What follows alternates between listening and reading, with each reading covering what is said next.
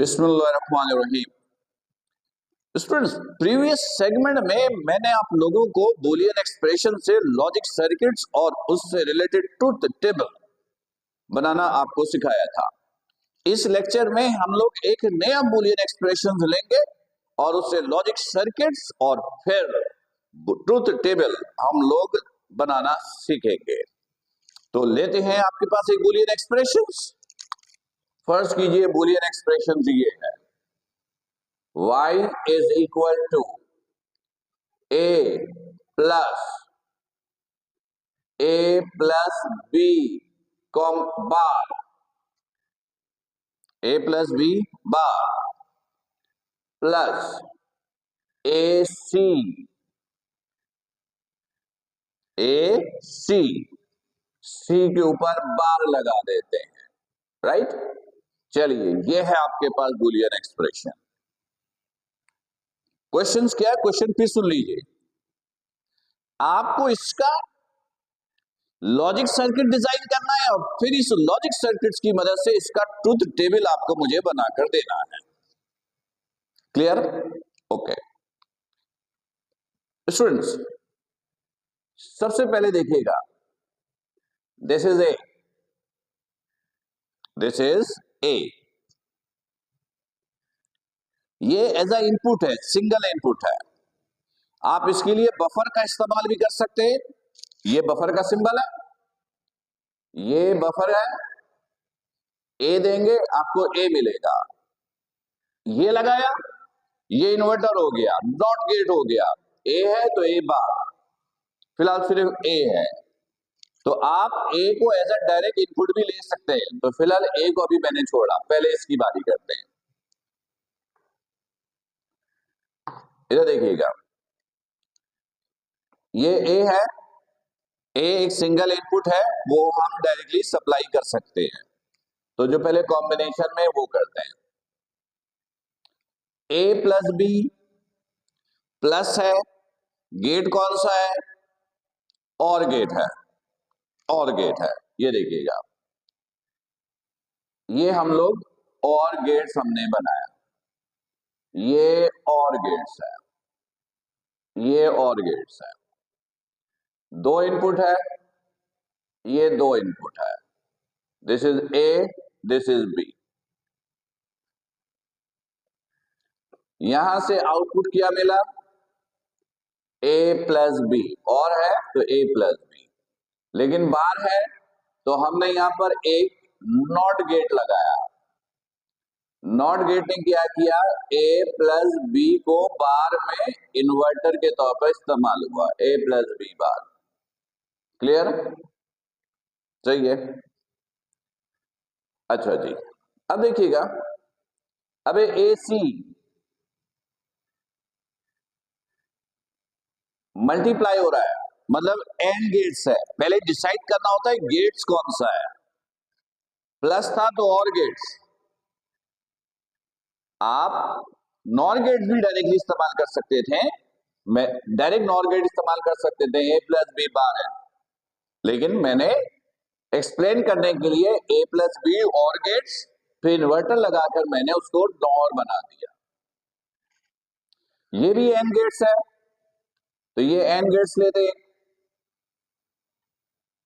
ये N gets है, ये एन गेट्स है। इसमें एक इनपुट ए से आ रहा है, एक इनपुट ए से लीजिए, ये पास होके आ रहा है, और ये यहां से ये इसके पास, ये आ गया ए। फिर सी एज अ इनपुट है, लेकिन सी इन्वर्टर है, ये सी है, यहां एक इन्वर्टर लगाया, ये सी है, और ये सप्लाई किया इसको, ये बन गया सी बार। ये क्या बन गया, सी बार। यहां से आउटपुट आया ए सी बार, मल्टीप्लीकेशन में आता है, एंड गेट्स का रिजल्ट मालूम है आपको, दिस। अब देखिएगा, ये तीनों क्या हो रहा है, आपस में प्लस हो रहा है। ये तीनों आपस में क्या हो रहा है, प्लस। प्लस के लिए एक मरतबा फिर और गेट्स, मैंने ये और गेट्स का इस्तेमाल किया, ये और गेट्स है, ये और गेट्स है, ये और गेट्स है, सही है। और गेट्स में क्या है, देखिएगा, एक इनपुट तो ए है, इसके पास एक इनपुट ए है, तो वो यहां से ले ले, ये ए की लाइन आ रही है, ए इनपुट है, तो ये डायरेक्ट इनपुट यहीं से दे दें, ये दे दिया आपने, ये आपने एज अ इनपुट आपने सप्लाई की, ये this is A, this is ए। फिर क्या है, ए प्लस बी बार, वो तो ये है, इसको यहां से लेकर आइए, लाइन क्रॉस हो रहा हो तो आप इसको ऐसे क्रॉस का साइन यूज कीजिए, इससे पता चलेगा कि इसका और इसका आपस में लिंक नहीं है, ये क्रॉस होकर आ रहा है, और ये इसमें दोबारा ये और में गया।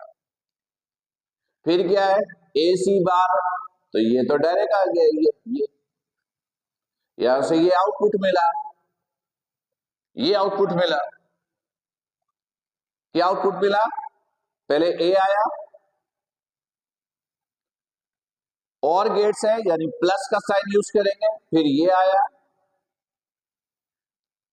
ए प्लस बी बार, और फिर क्या मिला, ये आया ए सी बार, ये हमने यूज किया।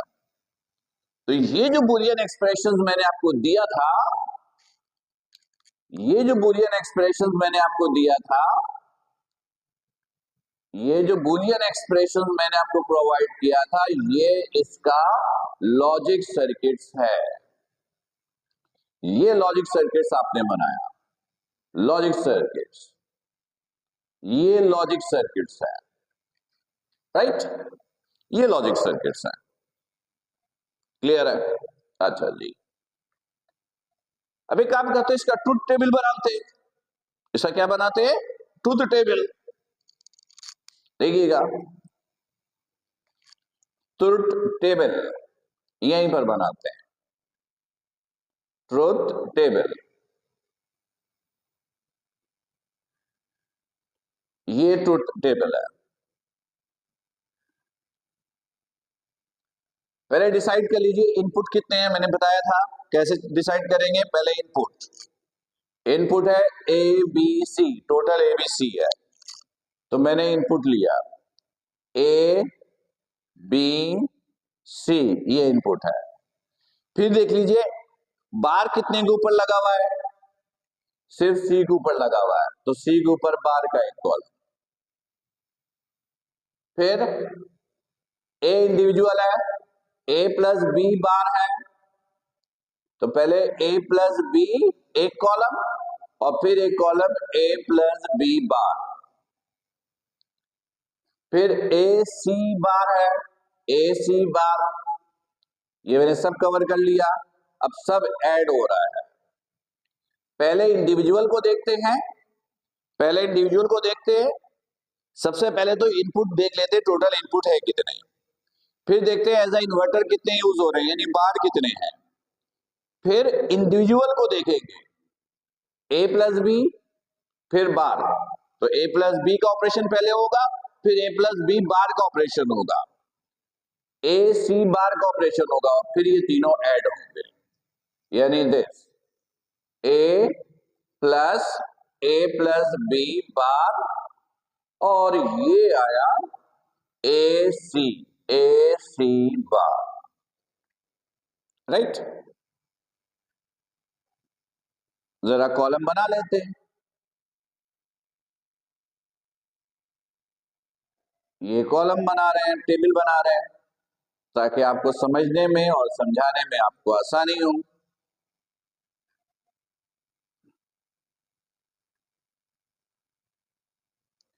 ये सारे कॉलम्स हैं, ये नजर आ रहा है, ठीक है, स्क्रीन पर है, ये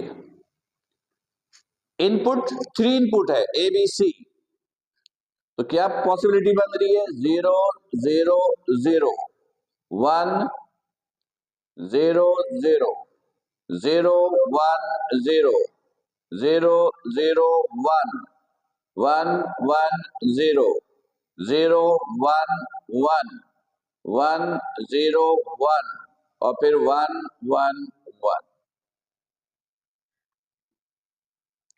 और फिर आपने ये रॉ बना लिया ताकि सबका रिजल्ट एक दूसरे से अलग रहे, ताकि समझने में आपको आसानी हो। वैसे तो यहां पर मीटर स्केल का इस्तेमाल करना चाहिए लाइन ड्रॉ करने के लिए, लेकिन फिलहाल मेरे पास मीटर स्केल अवेलेबल नहीं है, तो ये लाइनें मैं डायरेक्टली ड्रॉ कर रहा हूं। आप जब एग्जाम्स में ये ड्रॉ करें तो स्केल का इस्तेमाल जरूर कीजिएगा ताकि लाइनें वाइनें बिल्कुल सीधी हो और प्रेजेंटेशन भी अच्छी लग रही हो। ये राइट, ओके। अब देखिएगा, इधर देखिएगा, ये है सी बार, यानी सी का इन्वर्टर। 0 है तो 1, बार का मतलब इन्वर्ट कर देंगे, 0 है तो 1, 1 है तो 0। सी 0 है तो 1, 0 है तो 1, 0 1, 1 है तो 0, 0 है तो 1, 1 है तो 0, 1 है तो 0, 1 है तो 0। फिर ए प्लस बी, ए प्लस बी का मतलब हुआ और गेट्स, कोई भी एक 1 होगा तो रिजल्ट इज 1, कोई भी एक 1 होगा तो रिजल्ट 1 है।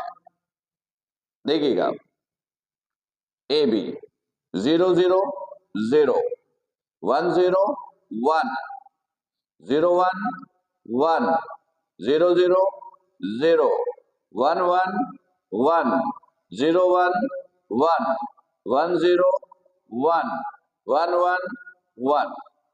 और गेट्स का मतलब है कि इनपुट में से कोई भी एक 1 है तो आउटपुट विल बी 1। अब क्या है, ए प्लस बी बार, ये ए प्लस बी है, इसको इन्वर्ट कर लीजिए। 0 है तो 1, 1 है तो 0, बार का मतलब यही है। 0 है तो 1, 1 है तो 0, 1 0, 0 है तो 1, 1 है तो 0, 1 है तो 0, 1 है तो 0, 1 है तो 0। सही। अब ए सी बार, ये एन गेट्स है, एन गेट्स का मतलब है कोई भी एक 0 हुआ तो रिजल्ट 0। ए सी बार ये दोनों 0 1 तो ये 0, 1 1 तो 1, 0 1 0 ये ए है, ये सी बार है। 0 तो ये 0, 1 वो भी 1 तो 1, 0 0 0 0 1 0 और 0 1 0। अब ये तीनों प्लस हो रहा है, ए प्लस बी बार और दिस प्लस हो रहा है। प्लस का मतलब और गेट्स, मतलब कोई भी एक 1 तो रिजल्ट इज 1। देखिए यहां तो ये 1 है, तीनों में चेक कर लीजिए 1, यहां ये 1 है, यहां पर 0 0, लेकिन ये भी 0 तो रिजल्ट इज 0। यहां पर ये 1 है, यहां ये 1 है, 0 0 ये भी 0 तो 0 0 0, लेकिन ये 1 0 0, लेकिन ये 1 दिस 1।